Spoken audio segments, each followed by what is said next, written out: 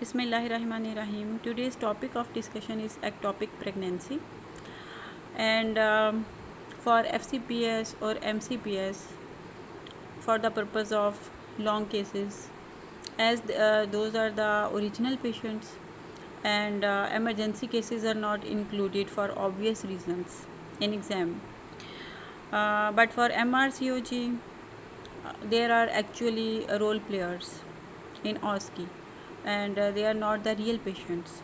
So ectopic pregnancy is very likely to come in OSCE for examination purpose, and it depends what is the scenario which is given to the candidate, and we will reply according to scenario.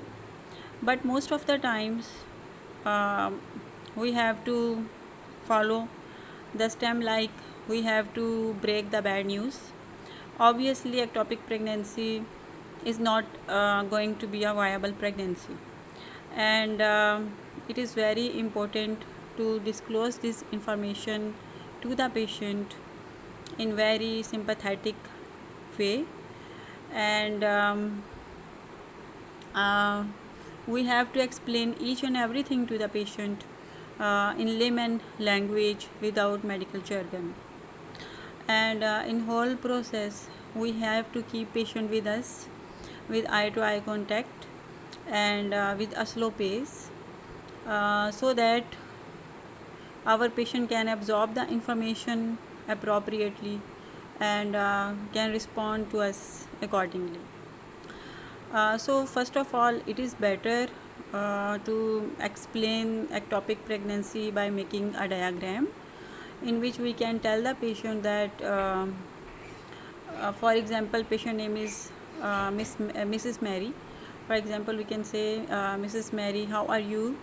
How are you feeling today?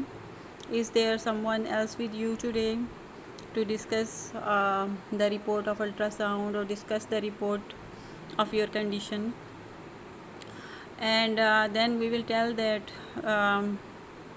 unfortunately pregnancy, you are pregnant, but this pregnancy is not located inside the womb, and then the patient will show some reaction. So give her time to express herself, and side by side continue to describe the things, and tell her that most of the times, in every 9 out of 10 cases, the pregnancy is located in the tubes, and as that is a very, there is very little space for baby to grow and very little support, because this like any other structure apart from the womb is not able to carry pregnancy. It is not meant to uh, to to serve that purpose. So this pregnancy is not going to be viable, and more importantly, it can threaten life of patient as well. So we will tell the patient that it is not her fault. There may be some risk factors, and as according to scenario, we will tell the patient each and everything. Most of the times there may be history of cigarette smoking, maternal age may be more than 35 years. We have to ask about history of contraception, especially progesterone included contraception, and any previous surgery of pelvic area or pelvic inflammatory disease, and like pregnancy with IUCD. But sometime there may be no cause, and sometime there may be history of previous ectopic pregnancy or surgery of fallopian tube, for example history of BTL. So we have to ask these questions if we are given a scenario, and otherwise if we are provided with the diagnosis and we have to just inform the patient, then we will proceed with breaking bad news, and we will describe it to patient, and then we will go towards the management options if it is already a diagnosed case. And then for symptomatology, as we will ask from patient any history of after history of gestational amenorrhea, we will ask about any pelvic pain, any vaginal bleeding, any history of faintness or pain in the shoulders, and then we will see whether we are provided with ultrasound report or not. And most probably we will ask from the examiner if there is any transvaginal ultrasound or any report of beta HCG and full blood count for hemoglobin percentage.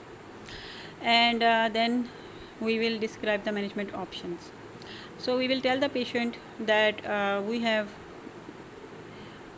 the options of surgery, medical treatment, and expectant treatment, and all depend upon the condition of the patient at the moment.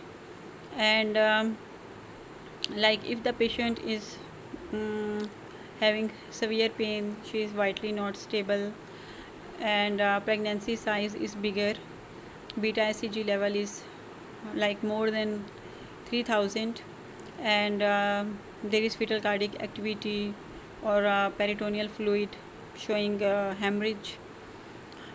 So in that case, surgery will be the option. And for surgery, either most of the time we proceed with keyhole procedure in the lower part of the belly, and we pass a small tube inside, and to look the pregnancy inside and to operate it laparoscopically. And if there is a suspicion of hemorrhage or ruptured ectopic pregnancy, we will go for a bigger scar, and it will be through laparotomy.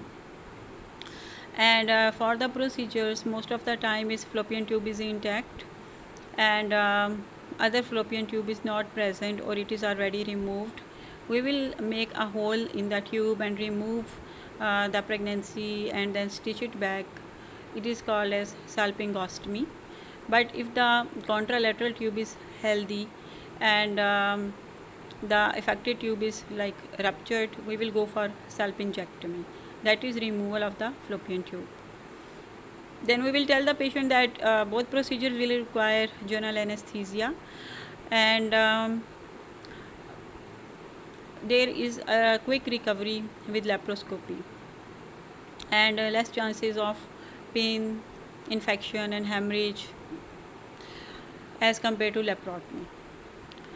Then for the medical condition, medical treatment, again if the patient is fit for medical treatment, we will see the criteria. Patient must be compliant, there should be no contraindication to medical treatment, and in that case we will give injection of a medicine which is known as methotrexate, and in a calculated dose according to body weight and surface area of body. And then we will repeat the level of beta HCG at day 4 and day 7 to see whether the levels are falling or not. If the levels are falling, it shows that pregnancy is going to be failed and absorbed on its own with the help of medical treatment. Otherwise, if the levels are persistent or rising, or patient is feeling pain, anything like that, then medical treatment can be repeated or can be converted into surgery accordingly. And then expectant treatment, in most of the cases we do not offer any expectant treatment until and unless patient already has presented with a failed pregnancy, and symptoms are resolving on its own, and in that case we will keep the patient under observation as well. And then we will ask any question from the patient, like she want to ask anything about it or she has any concern, she can discuss with us. And then we will tell her follow up that in future she might get some difficulty in getting pregnant because of the tubal removal or tubal surgery. There are chances of repeat ectopic as well, 1 into 8, and for that purpose it is better for her to avoid pregnancy for at least 3 months and give the time for body to recover. And um, and then she must avoid contraception including progesterone, and quit smoking if she is doing it. And most of the cases ovaries, we conserve ovaries, and ovarian function is retained normal. And if patient need any psychological support, then we will offer her psychological support.